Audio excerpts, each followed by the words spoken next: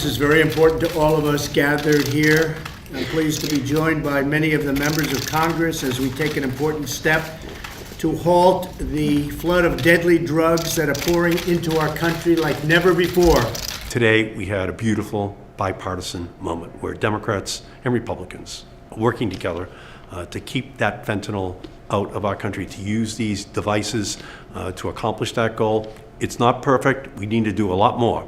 But today was a very good step, and I want to praise all of the people, Democrats and Republicans and the President, for working together on this bill. The crisis of fentanyl in our communities is not a Democratic problem or a Republican problem. It's a problem that we all share. And this legislation, the INTERDICT Act, reflects our ability to come together when we share common concerns and can find a path forward. This law directs the Department of Homeland Security to provide additional tools and resources to detect and intercept the supply of illicit fentanyl.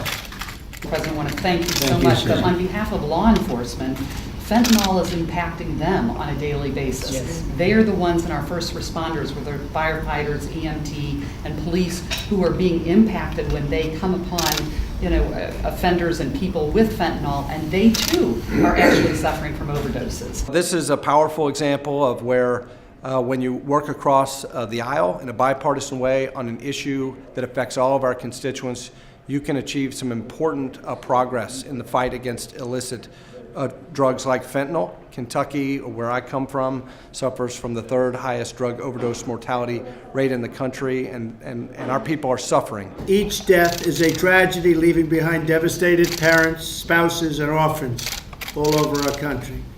It's reaching every corner of our great nation, and it shouldn't be. 11 people a day in my state of Ohio die from opioid overdose. This is an important bill. The next step is that we actually provide dollars to communities so we can scale up treatment that we woefully underfund. The INTERDICT Act is a very solid step in trying to help law enforcement keep the scourge of fentanyl out of our country.